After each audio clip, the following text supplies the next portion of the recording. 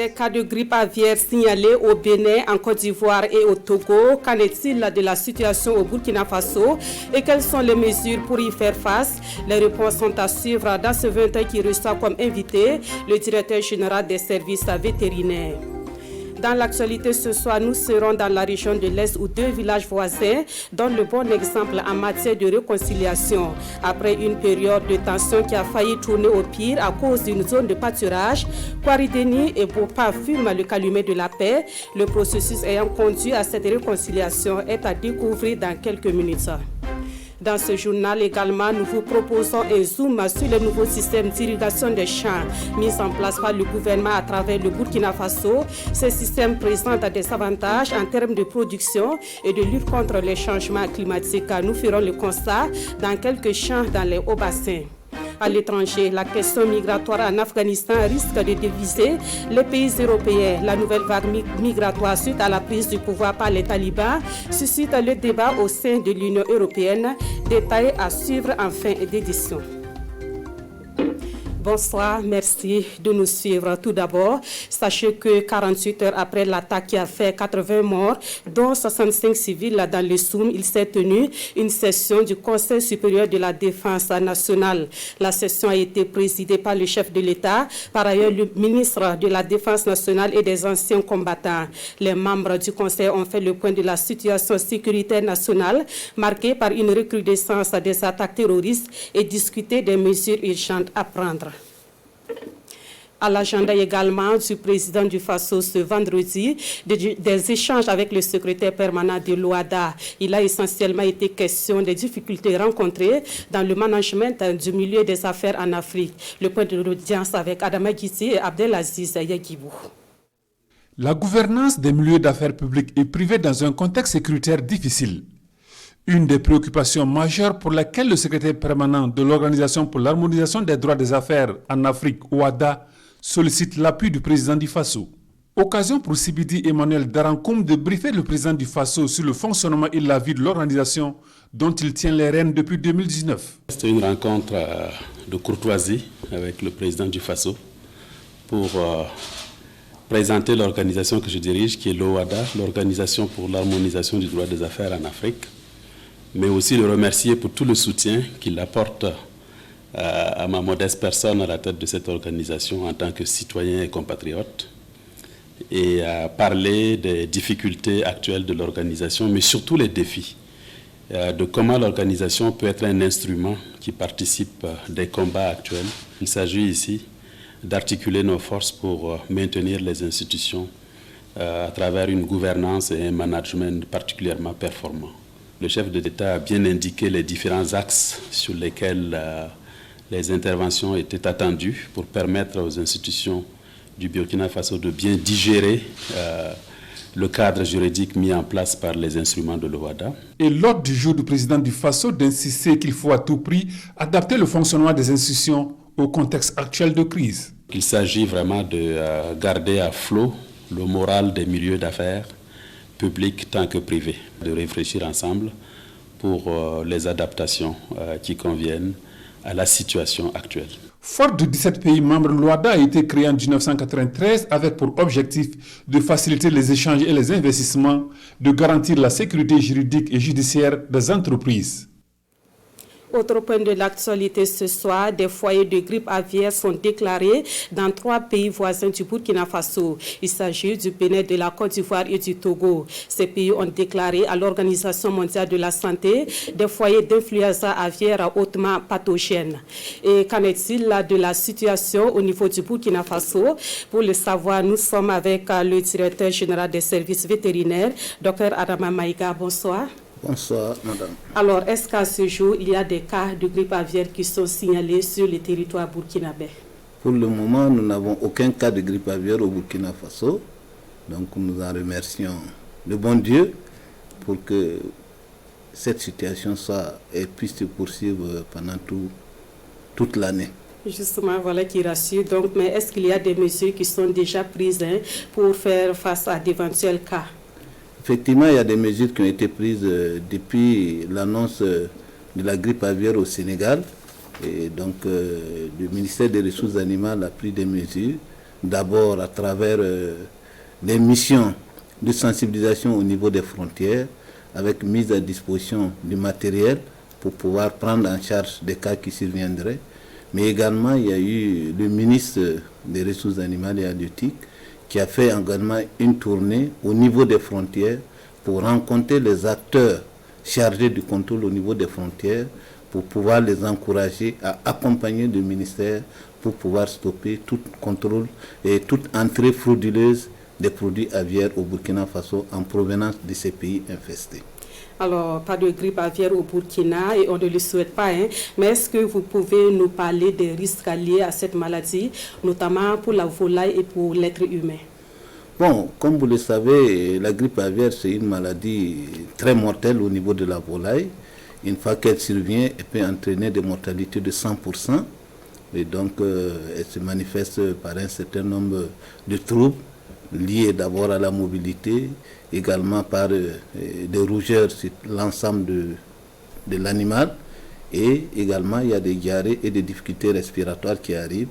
Et finalement, le tout se couronne par la mort de l'animal. L'homme peut se contaminer à travers la promiscuité, c'est-à-dire s'il est trop en contact avec les volailles, avec les aérosols que ces volailles libèrent, il les inhale, donc ce qui peut entraîner des troubles respiratoires au niveau de l'homme, des céphalées, mais également des maux d'yeux. Mais pour des personnes en bonne santé, la mortalité est rare, mais par contre pour des personnes immunodéficientes, et avec les problèmes respiratoires, ça peut se transformer en pneumonie et ça peut entraîner la mort. Et vous avez parlé de promiscuité. Et qu'en est-il de la consommation de la viande de ces poulets qui sont malades de grippe aviaire? Également, pour ce qui concerne la consommation des poulets malades, comme on dit, d'abord, quand le poulet est malade, il faut éviter de le consommer. Parce que, comme on dit, la viande, elle est déjà contaminée. Parce qu'il y a des sérosités qui se dégagent. Si ce n'est pas bien préparé, on peut se contaminer. Donc, c'est bien dit que quand on a la grippe aviaire, il faut éviter de manger aussi bien des œufs, des poules qui étaient malades, mais également les carcasses de ces animaux qui sont abattus. Et est-ce qu'il y a un traitement contre cette grippe?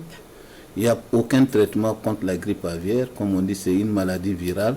Donc, il n'y a pas de traitement. C'est pourquoi nous prenons toutes les mesures pour éviter qu'elle puisse intervenir au niveau de notre pays. Parce que si elle intervient, nous savons que c'est les moyens de subsistance de nos populations. Donc si on n'y prend pas garde et qu'elle rentre, c'est des problèmes concrets. Déjà, il y a le Covid qui est là. Si ça vient intervenir, ça veut dire que nos populations risquent d'être à genoux et ça va être très difficile à se relever. Et justement, quel message à cette population relativement à la grippe aviaire? Ce que nous souhaitons, c'est que avec nos frontières qui sont déjà poreuses, que déjà le contrôle soit renforcé au niveau des frontières, mais également les acteurs de signaler tout événement qui surviendrait où ils pourront constater des mortalités importantes de volailles, de les signaler aux services vétérinaires les plus proches pour que des mesures soient prises rapidement pour pouvoir contenir, s'il s'agit de la grippe aviaire, pour la contenir sur place, pour éviter qu'elle puisse se propager, parce qu'une fois qu'on la contient, on peut la détruire sur place. Mais une fois qu'il y a des mouvements, on ne pourra plus maîtriser, donc ça va se répartir un peu partout. Donc on souhaite vraiment que les gens prennent des mesures et qu'ils puissent être à l'écoute et donner l'information vite aux services vétérinaires quand il y a des cas. Merci Dr Adama Maïga pour tous ces éléments d'information. Et je rappelle que vous êtes le directeur général des services vétérinaires. Et dans la suite de ce journal, les villages de Kwarideni et de Bokpa dans la région de l'Est donnent un bel exemple de règlement des conflits communautaires. La cohabitation était devenue quasi impossible entre ces deux localités voisines qui se disputaient une zone de pâturage. Grâce à l'intervention de 3 structures locales, les belligérants ont enfin fumé le calumet de la paix. Le témoignage de Amidou Lankwandé et Jérôme Tendanou. Des apartés, des concertations, une mise en commun et un consensus est trouvé. Kwarideni et Bokpa renouent ainsi avec la paix. C'est l'épilogue d'intenses négociations de plus de 2 mois. Les 2 villages privilégient désormais l'intérêt commun et le font savoir. Grâce à la médiation, j'accepte que l'on libère la zone pour les animaux. En tant que père, Je dois pardonner quoi qu'il arrive. Je tiens à rassurer les médiateurs. C'est de tout cœur que j'accepte. Chacun de nous souffrait de cette situation. Aujourd'hui, nous sommes tous fiers de ce pardon mutuel. Nous n'en demandions pas plus. Les négociations sont menées de bout en bout par le comité de dialogue et de médiation de concert avec le conseil municipal de Fadane Gourma. La zone de pâturage était devenue des champs et des concessions. Et la vie devenait très difficile et la cohabitation est presque impossible. Mais nous louons Dieu et remercions tous les deux chefs ainsi que leurs sujets d'avoir tous collaboré pour qu'on puisse atteindre ce jour heureux où la zone est acceptée de par tous. Il est maintenant de la responsabilité de la commune de délimiter cette zone pastorale et de la cartographier et en faire donc une zone pastorale communale. La zone conflictuelle entre les villages de Kwardeni et Boupan est estimée à plus de 200 hectares. Tous s'engagent à faciliter la suite des travaux pour en faire une aire de pâturage. Dans l'actualité également, l'ambassade de Chine au Burkina Faso remet des kits d'installation aux 50 meilleurs élèves issus des centres de formation professionnelle. C'est un appui pour permettre aux bénéficiaires de démarrer des activités selon leur domaine de formation. La cérémonie de remise s'est déroulée ce vendredi à Ouagadougou en présence du ministre de la Jeunesse, de la Promotion de l'Entrepreneuriat et de l'Emploi, Bernard Kombelem et Sanoua Christine Koulibaly. Des kits d'installation d'une valeur de 25 millions de francs CFA remis aux 50 meilleurs élèves en fin de formation professionnelle. Il s'agit de matériel de boulangerie-pâtisserie, de menuiserie, coupe-couture, coiffure féminine et d'électricité bâtiment. Ce don de la République populaire de Chine va permettre à ses bénéficiaires de s'insérer professionnellement dans leur secteur respectif. Des bénéficiaires, des jeunes filles et garçons, justement qui leur permet de créer leur propre emploi et surtout inspirer d'autres jeunes à leur bien suivre. Et ça va, je pense, ça va permettre vraiment de résoudre la question de le taux de chômage. Et aussi, on attend l'amélioration de la situation pandémique.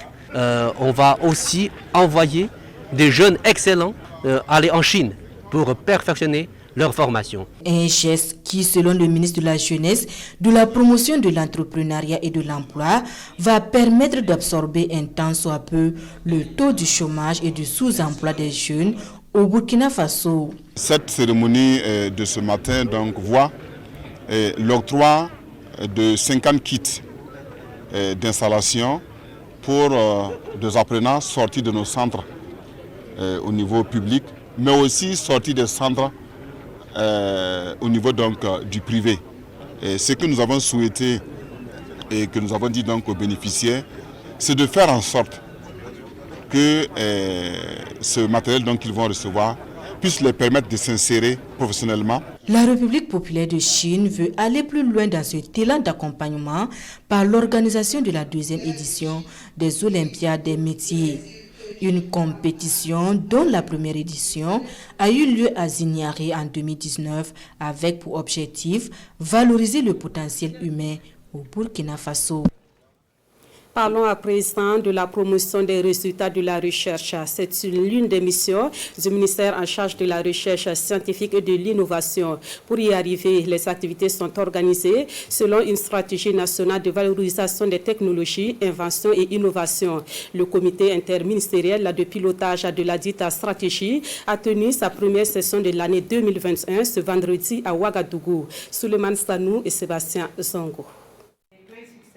25 hommes et femmes, représentants du département, institutions et structures de recherche, sont officiellement installés à cette première session de l'année 2021.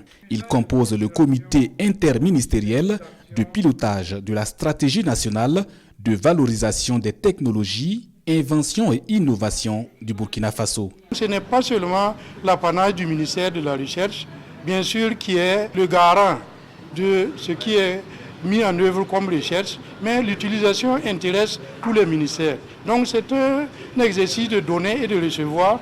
Donc tous les acteurs sont amenés à être impliqués. Et donc notre structure, c'est vraiment une coordination pour qu'il y ait une synergie d'action.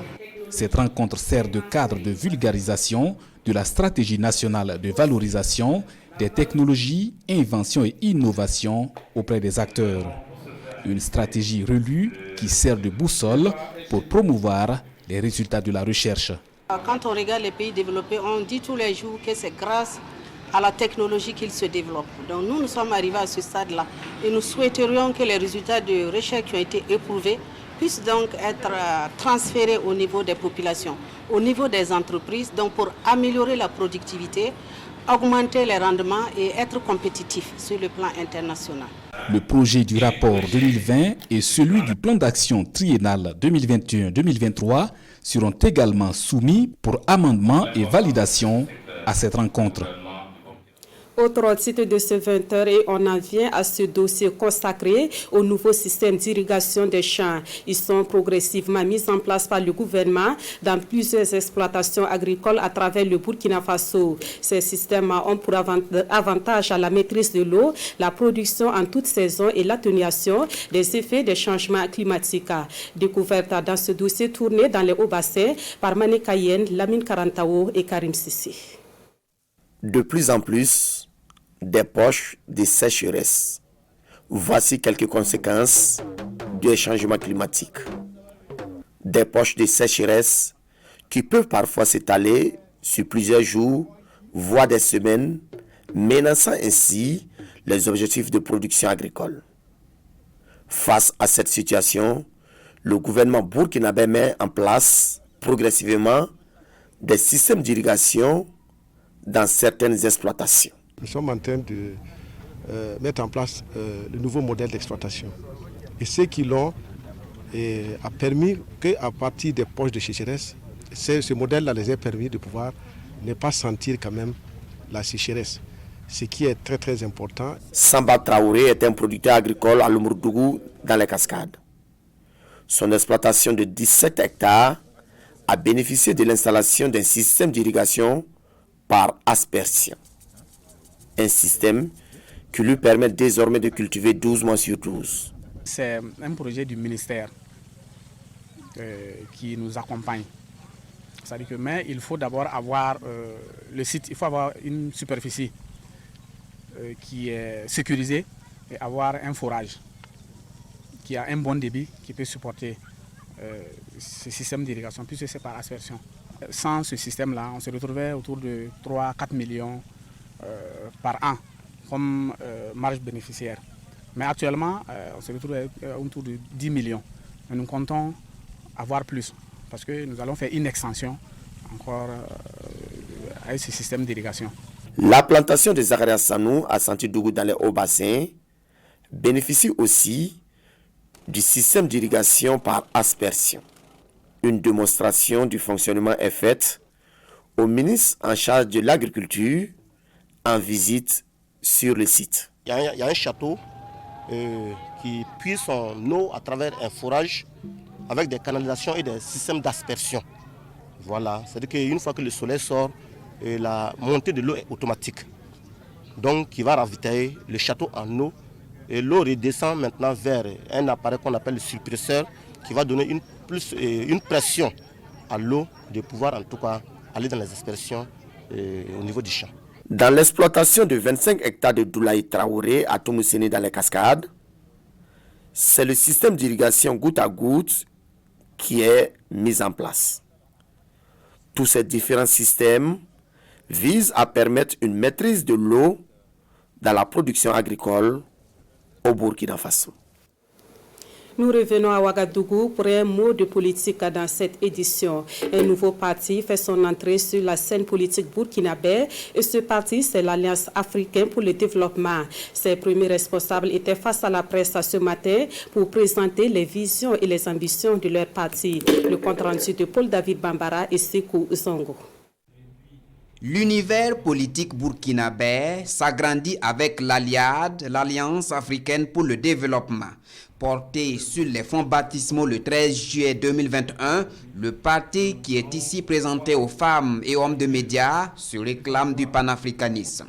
Face à la presse, l'Alliad dénonce le chômage des jeunes, la cherté de la vie, les accords militaires entre le Burkina Faso et la France et l'insécurité grandissante. À tous ces mots, l'Alliance africaine pour le développement entend apporter des réponses et contribuer au développement du Burkina. Nous allons procéder par la sensibilisation des masses et l'interpellation des autorités pour la prise en compte des conditions de vie des masses. Conquérir le pouvoir politique pour proposer un changement profond qui répond à l'aspiration du peuple qui a plus que besoin d'un pouvoir à sa cause. Contribuer à la création d'un État uni d'Afrique avec une monnaie unique forte. Et cela passe forcément par une alliance forte entre Africains. Mettre au centre de nos préoccupations les questions liées à l'intégrité territoriale et la solidarité des peuples. En plus, le nouveau parti entend travailler à l'éveil des consciences et surtout amener les populations à participer à la gestion de la cité. On a constaté que le peuple, la population ou le citoyen africain ne suit pas la politique du dirigeant.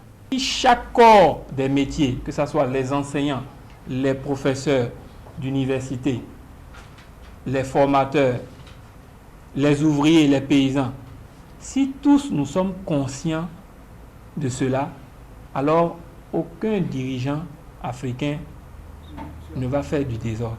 Forte de 17 membres, l'Alliance africaine pour le développement Alliad est représentée dans 4 régions du Burkina. Le parti n'appartient ni à la majorité ni à l'opposition. Il entend déclarer son appartenance au cours d'une assemblée générale prévue se tenir dans les jours à venir.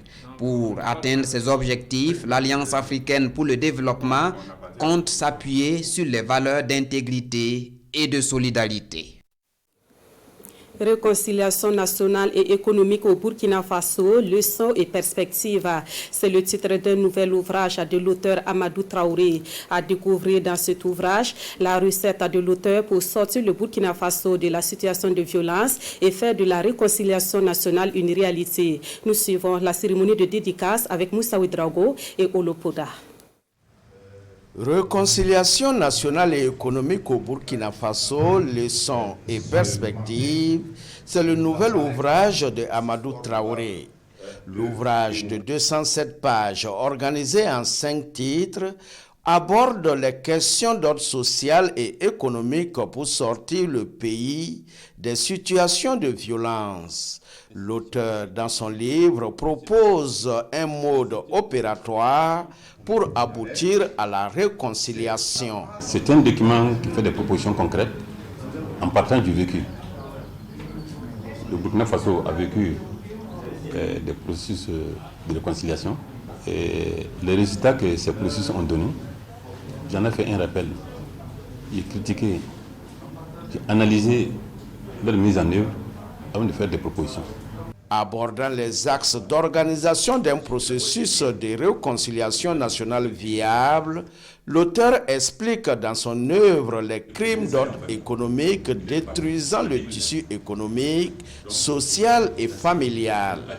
Dans son livre, l'auteur attire l'attention sur les dangers liés aux crimes d'ordre économique. La réconciliation, c'est une question politique. Elle doit être globale. On ne doit pas uniquement tenir compte de l'aspect politique pour aller à la réconciliation. Ça ne marchera pas. J'ai dit toujours un exemple simple, c'est la justice sociale. C'est une réconciliation économique. Lorsque 2 personnes ont les mêmes statuts, les mêmes niveaux, et que l'un a un revenu plusieurs fois supérieur à l'autre, il est difficile que la situation puisse marcher. Les collègues de ça l'ont dit, les crimes économiques sont plus graves que les crimes de sang. Né au Mali, Amadou Traoré est un juriste, administrateur civil formé à l'École nationale d'administration du Mali. Il regagne son pays d'origine, le Burkina Faso, où il occupe des années plus tard le poste d'assistant parlementaire. Il est par la suite élu député à l'Assemblée nationale sous la bannière de l'Union pour la République en 2012. Les membres des cellules ministérielles et institutionnelles prennent connaissance de la stratégie nationale genre 2020-2024. Cela se passe au cours d'un atelier qui se tient à Ouagadougou à l'initiative du secrétariat permanent du Conseil national pour la promotion du genre. Ceux qui y prennent part devront aussi formuler des recommandations pour une meilleure promotion du genre dans les ministères et les institutions du Burkina Faso. Souleymane Sanou et Caroline Ouari. Apprendre pour mieux agir, il s'agit dans un premier temps d'informer ces personnes, toutes membres de cellules ministérielles et institutionnelles, sur la stratégie nationale genre version 2020-2024 et du plan d'action opérationnel de la dite stratégie. Fort des mises à niveau de cette rencontre, il s'agira ensuite pour les participants de travailler à vulgariser les objectifs de la stratégie. L'ambition est de maintenir le maillage autour d'une situation favorisant des inégalités sociales. On avait déjà eu une politique nationale genre 2009-2010 qui a été déroulée et qui a été évaluée en 2019. À l'issue de l'évaluation, il y a des défis importants qui demeurent en termes d'inégalité et de disparité entre hommes et femmes dans notre pays. Et vous savez que la question des inégalités et des disparités, et la question du genre, elle est transversale. Elle intéresse tous les Burkinabés, même dans les familles. Pour le secrétariat permanent du Conseil national pour la promotion du genre, cette rencontre est la bienvenue. C'est avant tout à travers les départements ministériels et différentes institutions que se fera la promotion du genre au niveau national. Le rôle opérationnel incombe aux cellules nationales de promotion du genre, cellules institutionnelles et ministérielles. Donc c'est à ces dernières de mettre en œuvre la stratégie nationale genre au sein de leurs départements et institutions de tutelle. 2 communications sont au programme de la journée d'information et d'échange. La première porte sur la présentation de la stratégie nationale genre et son plan d'action. La seconde est axée sur la présentation de la matrice des indicateurs de la stratégie. ASPEX, un sigle qui signifie améliorer l'accès aux services de protection pour les filles et les garçons touchés par la crise sécuritaire au Burkina Faso. Et c'est le nom d'un nouveau projet qui sera exécuté dans les communes de Tiou et de Sénégal dans la province du Yatenga. Le projet est porté par l'ONG Educo Burkina Niger et son lancement est intervenu hier à Ouayugouya. Le compte rendu de Boukari Ouedraogo et Karim Abichenga. Dans cette salle se discute la cause des enfants victimes de l'insécurité.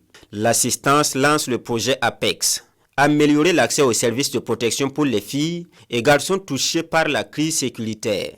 Il est porté par l'ONG Educo. Et cela s'inscrit dans un contexte marqué au niveau de la région du Nord par un afflux massif de personnes déplacées internes et qui a pour corollaire un certain nombre de rupture de services, notamment de services de protection pour les enfants. Et c'est dans ce cadre que s'inscrit ce projet qui vise à offrir en fait, aux filles et aux garçons des services de protection. 1000 enfants, dont 60% de filles, vont bénéficier du projet. Ces zones d'intervention sont les communes de Tiou et Sénéga dans la province du Yatenga. Déjà, les représentants des bénéficiaires saluent une bonne initiative. Les activités prévues nous sont très utiles. Si les enfants grandissent ensemble dans la bonne ambiance, il n'existera pas d'inimitié entre eux. C'est donc très important pour nos communes. Le financement de APEX à hauteur de 114 millions de francs CFA vient de Child Fund Korea, un partenaire de Educo. Le projet court de juin à décembre 2021, soit une durée de 7 mois. En actualité sportive, nous parlons du noble art, la boxe qui reprend du poil de la bête au Burkina Faso. Le week-end écoulé, la Fédération burkinabé de boxe a organisé le championnat senior à Ouagadougou. Les combats ont été dominés par les pugilistes de l'Union sportive des forces armées et ceux de l'Amical Boxing Club. Les temps forts avec Moussa Ouedraogo et Jérôme Tinderbego. Alors que les fans privés de spectacles d'un certain niveau depuis 2019 s'attendaient à apprécier des combats époustouflants, la série des duels annoncés s'ouvre par un non-combat en catégorie mi-mouche 49 kg. Chez les mouches 52 kg, Rachid Fabrice Traoré de l'USFA domine Souleymane Tao de l'Amical Boxing Club. On survole les coqs 56 kg pour atterrir en léger 60 kg où Ousmane Naba de l'USFA a expédié Sédou Traoré de Naba Ampga en un round. Moins expéditif, Mathias Napongo de l'USFA a battu Abdulaziz Kinda de l'ASBCB au bout de 3 reprises en super léger 64 kg. Dans un drôle de combat chez les welter 69 kg, Narcisse Kaboré signe forfait devant Raymond Sanou de l'USFA. Abel Nikema de l'Amical Boxing Club contraint Inoussa Bado de l'USFA à l'abandon après 2 reprises en moyenne 75 kg. En mi-lourd 81 kg, Rasmane Pafadnam de l'USFA s'incline devant Eben Zungrana de l'ABC. Dans la catégorie des lourds 91 kg, Israël Mano de l'ABC vient à bout de Rodrigue Guémé du Boxing Club de Dafra au point. Abdulaziz Sawadogo de l'USFA n'aura pas d'adversaire chez les super lourds, plus de 91 kg. Le défi du championnat est relevé et la fédération burkinabé de boxe pense aux échéances internationales. Pour la boxe internationale, il faut d'abord commencer nationalement. C'est ce que nous avons fait aujourd'hui. Et avec la question sanitaire aussi que vous tous vous savez, il est très difficile de sortir. Et nous pensons qu'avec ce qui se passe actuellement, nous allons pouvoir faire des sorties internationalement ou plutôt même éviter de boxer au Burkina ici. Nous sommes à la recherche de ceux qui peuvent nous faire la boxe professionnelle. Parce qu'à cause d'eux, il y a des jeunes qui dorment dans les salles, ils ne peuvent pas venir. Mais si on a ce canal de la boxe professionnelle, on les fait passer et maintenant il y a la relève qui peut venir. Tous ces boxeurs que vous voyez, c'est l'occasion qu'ils cherchent seulement pour s'exprimer. Vous avez vu ce soir, il y en a qui n'ont même pratiquement pas d'adversaire. Il y en a quand ils montent, c'est des jeux d'éponge. C'est pour dire qu'au niveau national, il n'y a pas d'autres qui peuvent se mesurer à eux. En attendant, les champions nationaux, toutes catégories confondues, ont vu leurs efforts récompensés en nature et en espèces. Et puis, le président de la Fédération burkinabé de judo informe le public sportif que les championnats nationaux initialement prévus pour se tenir demain samedi sont repoussés au dimanche 22 août dans la salle des sports du Comité national olympique et des sports burkinabé, 6 au stade du 4 août de Ouagadougou. Les éliminatoires commencent à partir de 8h et les finales se disputeront à partir de 15h. Actualité à l'étranger, en Afghanistan, la question migratoire se répercute sur le continent européen. C'est une question délicate qui pourrait impacter l'unité des pays européens qui ne sont pas dans la dynamique de reconnaître le pouvoir politique des talibans. Alors que des milliers d'Afghans tentent de fuir leur pays après la prise de pouvoir des talibans, la perspective d'une nouvelle vague migratoire suscite déjà le débat au sein de l'Union européenne. Une question étroitement liée à celle du positionnement que la communauté internationale choisira d'adopter vis-à-vis des dirigeants islamistes. Pour l'heure, les Occidentaux ne semblent pas tendre vers une reconnaissance politique des talibans, mais le chef de la diplomatie européenne a estimé nécessaire de discuter avec eux, au moins pour contenir la crise humanitaire. Tout le monde veut partir. Ouvrir des couloirs humanitaires n'est pas facile car cela impliquerait d'entamer des négociations avec les talibans, ce qui signifie leur accorder une reconnaissance politique. Et de nombreux pays ne veulent pas le faire, ce qui explique des positions contradictoires sur la question. Autre question qui se pose, les Européens parviendront-ils à se mettre d'accord sur une politique commune de gestion des migrants afghans, étant donné leur division sur le sujet? Il va sans doute falloir composer avec le contexte politique de chaque pays. Les pays européens sont un peu traumatisés par la crise des réfugiés de 2015. À l'époque, elle avait renforcé l'AfD et l'extrême droite allemande et avait un coût électoral jugé trop élevé. Aujourd'hui, les pays européens semblent très divisés sur la question avec des oppositions de Viktor Orban qui dit ne pas vouloir payer le prix des erreurs commises par les États-Unis jusqu'au groupe politique d'extrême droite italien. En France, Emmanuel Macron a assuré que le pays devait prendre toute sa part pour protéger les Afghans les plus menacés. Mais il a dit aussi vouloir protéger la France, je cite, des flux migratoires irréguliers importants. Des mots qui ont suscité la polémique. Mais de nombreux Afghans sont déjà arrivés sur le territoire européen ces dernières années. et certains se sont vus refuser le droit d'asile. Plusieurs ONG ont donc demandé aux pays européens de suspendre les expulsions vers l'Afghanistan. Certains pays ont accepté, c'est le moins qu'ils puissent faire. Mais ce dont nous avons besoin, c'est d'un engagement ferme pour faciliter les évacuations. Ensuite, l'installation n'est pas qu'une question de court terme, car ces personnes auront besoin d'un endroit pour vivre, peut-être sur une très longue période.